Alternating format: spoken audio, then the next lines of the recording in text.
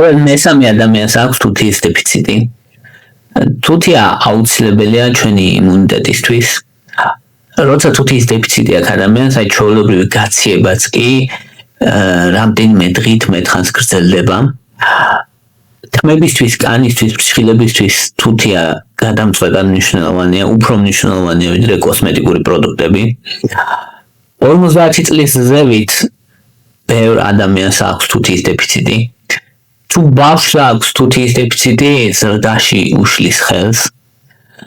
თუ ორგანიზმს აქვს თუთიის დეფიციტი, ჭრილობების შეხორცება ნელდება.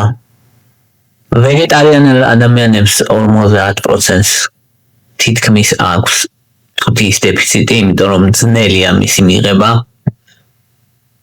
თუთიის დეფიციტის გამო შეიძლება ადამიანს გემოვნება ან ყნოსვა დაეკარგოს და მცირე თუთიის დეფიციტმა შეიძლება გაზარდოს რისკი პნევმონიის, ფილტვების ანთების და დიარეის და მსოფლიო ჯანდაცვის ორგანიზაციაც კი რეკომენდაციას უწევს თუთიის საკვები დანამატების მიღებას ბავშვების დიარეის შემთხვევაში. იმდენად მნიშვნელოვანია. თუთია რაში გვჭირდება ახლა?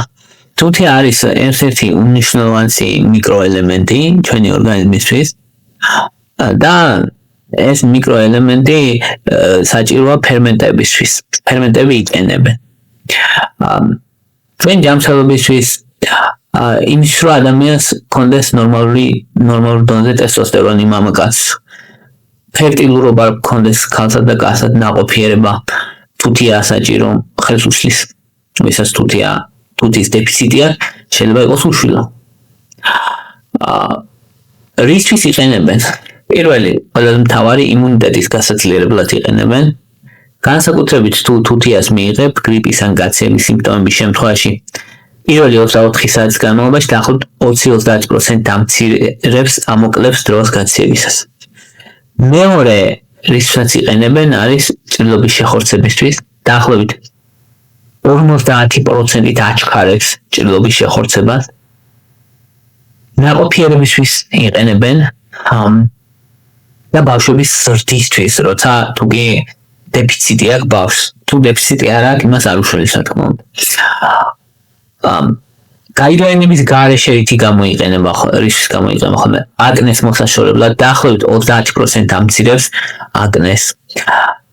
თვალის მაკულის ასაკობრივი დეგენერაციისთვის გამოიყენება ასევე დაახლოებით 25% ამცირებს, რაც ძალიან დიდი მაჩვენებელია და ასაკონეს კიდე თითქმის ყველას ემართება ეს მაკულის დეგენერაცია.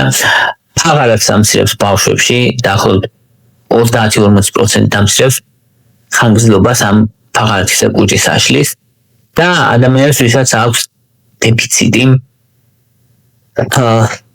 მათ ყნოსვის და გემოვნების გაუარესება აქვთ ხოლმე და 50% ამცირებს ამ მდგომარეობასაც, ვისაც ყნოსვის ან გემოვნების გაუარესება აქვს. კაცს სჭირდება დაახლოებით 11 მილიგრამი თუთია დღის განმავლობაში, ქალს სჭირდება 8 მილიგრამი. თუთიის მიღება როგორ ხდება? ზოგადად შეიძლება საკვებთან ერთად მიიღო თუთის საკვები დანამატებით. თვითონ საკვებითაც შეიძლება მიიღო თუთია ვიტყვის ქვევითაც, რომელიც საკვები შეიცავს. თუმცა ძირითადად საკვები დანამატებით იღებენ ხოლმე. თუთია სულ მთელს ორგანიზმში არის დაახლოებით 2-3 გრამი, ძალიან ცოტა.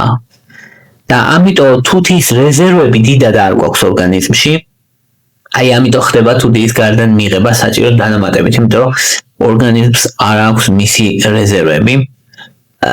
თუთიას რომ მიიღებ ადამიანი დაახლოებით 24 საათის განმავლობაში რჩება სისხლში, 12-დან 24 საათის განმავლობაში.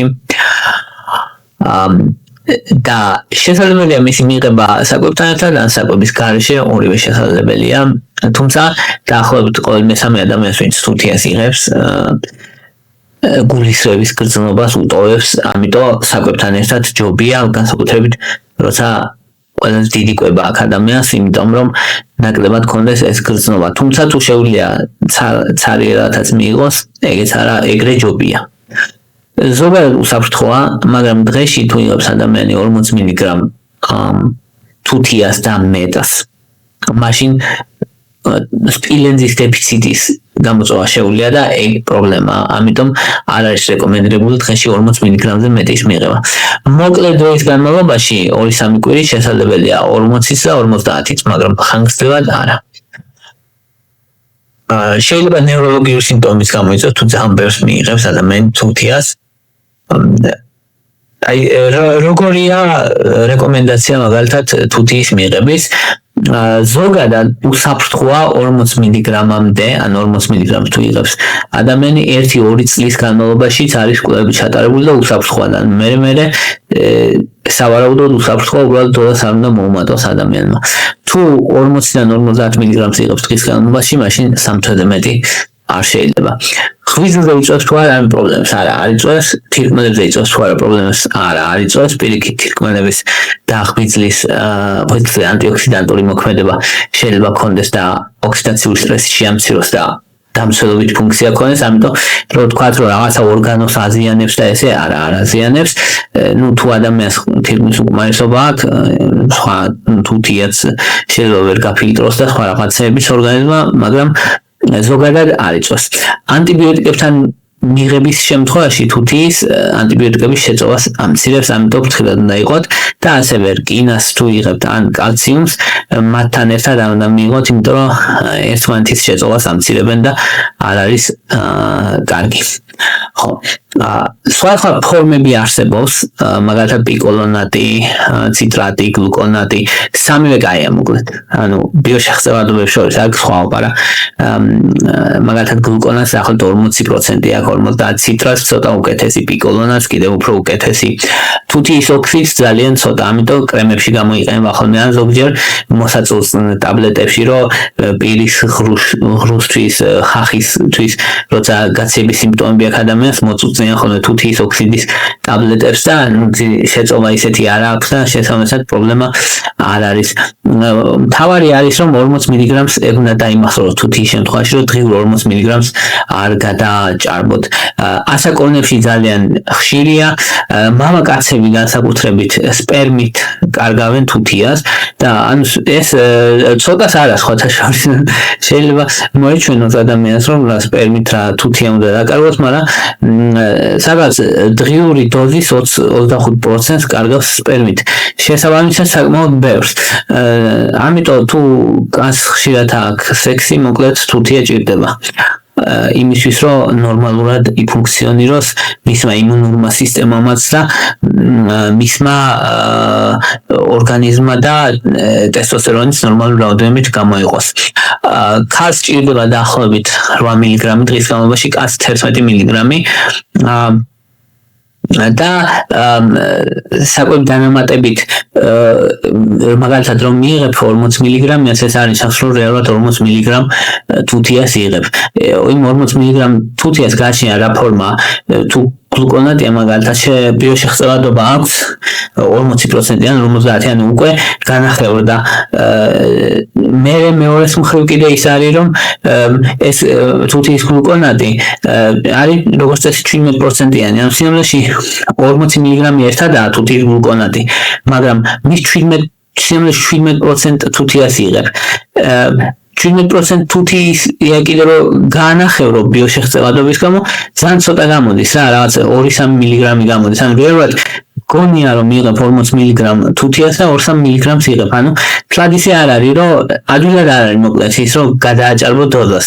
ამიტომ როგორც წესი მშვიდად შეგვიძლია მიიღო ოღონდ 50 მგ-ზე მეტი მაინც არ უნდა მიიღოს ადამიანმა 40 მგ-ზე დღის განმავლობაში. მაგალითად თუ ვიტყვით თუთიის ბიოშეხსევადობებს რომელ ფორმას როგორი აქვს, თუთიის პიკოლონატს აქვს 60-70%, ციტრატს 50-60% და გლუკონატს აქვს დაახლოებით 50% და თუთიის ოქსიდს დაახლოებით 15%. ანუ თუთიის ოქსიდის გალებას რომ თუთია მიიღო, მაგით თითქმის აზრი არ აქვს. ნუ თუ გარედან წასასმელია ხოლმე კრემებში გამოიყენება და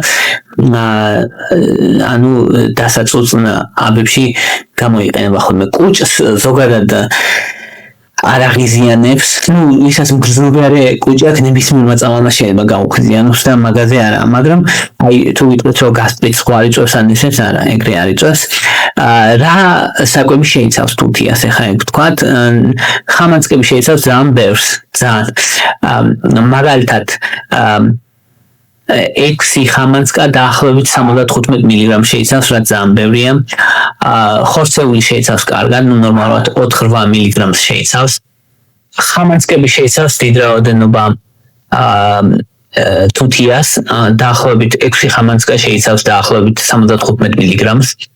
ასევე ხორცეულობა ძროხის, ღორის და ქათმის 4-დან 8 მგ-მდე შეიცავს 100 გრამზე, ანუ ხორცი კარგი წყაროა, კვერცხი, ყველი, რძის პროდუქტები საშუალოდ. მცენარეები ცოტას, თესლები შეიცავს, გოგრის თესლი და ესეთი თესლები შეიცავს ცოტა მე 7-დან 8 მგ-მდე, ქეშიუც შეიცავს რაღაც 5 მგ-ს, თუმცა კარგად არ შეიწოვება ზოგადად მცენარეული თუთია, ვეგეტარიანელებს ხშირად აქვს ხოლმე ის დეფიციტი. ხო, ორგანიზმი დაახლოებით შარდით, ოფლით კარგავს 2-3 მგ-ს დღის განმავლობაში და განავლით. ეაკულაციის დროს კაცი დაახლოებით 3 მგ-ს კარგავს კიდე ცალკე თითო ეაკულაცია და საკმაოდ ბევრს კარგავს მოკლედ კაცი რა და ათლეტები 1-2 მგ-ს კარგავენ ოფლის სახით და თუ ალკოჰოლი სიღებს ადამიანი ან ფაღარათი აკან თირკმელების დაავადება კიდე მეტად შეიძლება დაკარგოს და კონდეს მისი დეფიციტი, ერთ-ერთი ყველაზე დეფიციტური მიკროელემენტია მოკლედ. ხო, მაგალითად გლუკონას, აი ეს მინდა რომ კარგად გავამახვილო ყურადღება, თუთიის გლუკონას როცა იღებს 14%-იან ელემენტარული ფორმას იღებ, ანუ როცა აწერია თქვათ 40 მგ ეს ანიშნავს რომ 40 მგ თუთიას იღებ. 40 მგ თუთიის 14%-ს იღებ რეალურად. ხო, აი ეს არის გასათვალისწინებელი, რომ ყველას ელემენტარული ფორმა რამდენია, უნდა გაარკვიოთ ხოლმე, როცა ნებისმიერ არა მარტო თუთიაზე, არამედ სხვა მაგნიუმზე და სხვა საკვებ დაამატებზეც, თუ კი ელემენტარული ფორმა არსებობს მისვისაც, ძირითადად ელემენტარული ფორმა არსებობს ხოლმე, აი ამ მიკროელემენტებისთვის, მაშინ უნდა დააკვირდეთ რამდენს იღებთ რეალურად. ხო. ჯობია რომ 2-3 საათის მოშორებით მიიღოთ სხვა მედიკამენტებისგან, ეგ მნიშვნელოვანია. ანუ მთავარია რომ დაახლოებით 2 საათიანი შუალდი დაიცვათ ხოლმე თუ სხვა რამესაც იღებთ კინას, მაგნიუმს, მაგალითად ან ანტიბიოტიკებს. ზოგადად ყველაფერთან არ მოქმედებს, ანუ ყველაფერთან არ აქვს ურთიერთქმედება, მაგალითად მცენარეებთან და ეგეთ რაღაცებთან, რომელსაც შესაძლებელია მისი მიღება უსაფრთხოა, მაგრამ აი ანტიბიოტიკებთან და კალციუმი, მაგნიუმი და რკინის შეწოვას, ერთმანეთს შეწოვას აფერხებენ მოკლედ და ამიტომ ხო, უსაფრთხოა მიღება C ვიტამინთან, D ვიტამინთან, ომეგა-3-თან, B კომპლექსთან, პრობიოტიკებთან, შესაბამისად. ხო, ეხლა რაც შეეხება ჭრილობის შეხორცება, მნიშვნელოვანი ეფექტი აქვს ძალიან და ამიტომ ცალკე ვიტყვი, როგორ ჯობია მისი მიღება ამ დროს, ან ორალური ფორმით, ან დასალევი აბები, ძირითადად თუთის სულფატი, ან გლუკონატი, ან ციტრატი, რომელიმე ფორმა 40-50 მგ დღის განმავლობაში და ადგილობრივად კიდე თუთიის ოქსიდი და თუთიის სულფატის ხსნარით შესაძლებელია ადგილობრივად კანზე მისი გამოყენება. ხო, და ანუ დოზა არის 30-50 ელემენტარული მილიგრამი დღის განმავლობაში. ანუ ეს მაღალი დოზა არის ალბათ. ელემენტარული მილიგრამი უდრის ბევრად მეტს ვიდრე ვთქვათ ჩვეულებრივი 40 მგ-იანი ისა რა ქვია თუთი ან ბევრად მაღალი დოზა უნდა იყოს მან. ხო, ეფექტურობა ის აქვს, რომ ჭრილობის შეხორცების შემთხვევებისთვის 40-50% დაჩქარებს ჭრილობის შეხორცების პროცესს. ეს ძალიან მნიშვნელოვანი რამე, ძალიან მნიშვნელოვანი ფუნქცია აქვს მოკლედ რა. ხო, თუთია ორგანიზმში არ ინახება დიდად, ვერ იტყვი რომ ეხლა თუთიას დავლევ ერთი თვე და მე აღარ მჭირდება თუთია, ესე არ არის. ანუ 2-3 გრამს ინახავს ორგანიზმი რა კუნთებში, ძვლებში და ქსოვილებში, მაგრამ მალევე ჩდება დეფიციტი. ანუ ყოველდღიური მიღება ჯამში არის საჭირო თუთიის შემთხვევაში და ხო აი 15 ელემენტარული მილიგრამი თუთია რომ მიიღო, ეგეც ძალიან საკმარისია მოკლედ რა, ხო.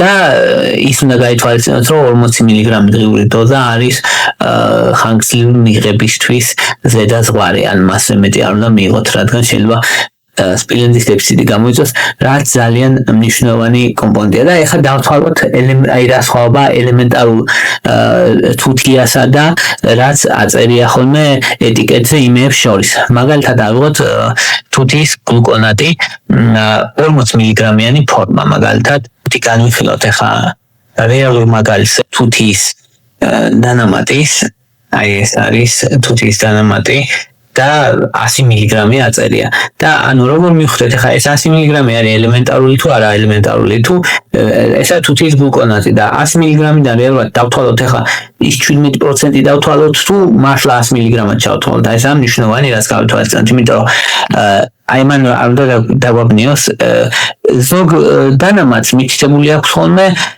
განსაკუთრებით რომელიც არა ამერიკულებია, ზოგს მითითებული აქვს ხოლმე რომ უბრალოდ თვითონ ეს მარილის რაოდენობა რამდენია, მაგრამ ზოგს მითითებული აქვს ელემენტარული ელემენტის რაოდენობა რამდენია. აი ამას მაგალითად აქ მითითებული აქვს რომ დღიური დოზის 900%-ია. ანუ ხო 900%-ია დღიური დოზის. ანუ ამ შემთხვევაში ეს 100 რო წერია, ეს 100 ელემენტარულია. ანუ გამოთვლილი აქვს ის მოკლედ ეს თუთიის გლუკონატი რა რაოდენობისა და ეს 100 ნამდვილი 100-ია მოკლედ. და ეს არ არის ისა წარმოსახვითი 100 არ არის. შესაბამისად ასეთ შემთხვევაში რო აწერია და მით უმეტეს აქ უკანა მხარეს ლეიბელზე თუ აწერია დღიური დოზის რამდენი პროცენტია, მაშინ უნდა იცოდეთ რომ ეს ელემენტარულია საუბარი, ანუ ელემენტარულია დათვლილი აქ. ანუ აქვე ელემენტარული აქვს ჩაფლილი. ის კი არა აქვს ჩაფლილი რომ გლუკონატი ის ზოგადი მთლიანად თუთიის გლუკონატის რაოდენობა კი არა აქვს დათვლილი, ანუ გამოთვლილი აქვს მასში ნამდვილად თუთიის რაოდენობა რამდენია და რამდენს მიიღებს ორგანიზმი. რა თქმა უნდა ბიოშეღწევადობა ნაკლები ექნება და ეგ კი ბატონო, ან ბიოშეღწევადობა ნაკლები ექნება და 100-დან 100-ს ვერ მიიღებს, მაგრამ 100 არის შიგნით. ხო, აი ეს არის. ეს იყო პრინციპში რის თქმაც მინდოდა და თუთიაზე ძალიან მნიშვნელოვანი და საინტერესო მიკროელემენტია. მადლობა რომ გაინტერესებთ. თუ მოხდეთ ჩემი ვიდეოები და გინდათ ხარდაჭერის გამოხატვა, შეგიძლიათ დააშეროთ, დაკომენტაროთ, დალაიქოთ, ნებისმიერი თქვენი აქტივობა მნიშვნელოვანია. მეორე მხრივ, ვისაც გაქვთ სურვილი რომ დონაციები გააკეთოთ და არხის განვითარებას ხელი შეუწყოთ, ანგარიშის ნომრები მაქვს მითითებული აღწერაში, ასევე პატრონზე შეგიძლიათ გამომიწეროთ და იყოთ არხის სპონსორები. მადლობა რომ მისმენთ და მადლობა რომ გაინტერესებთ.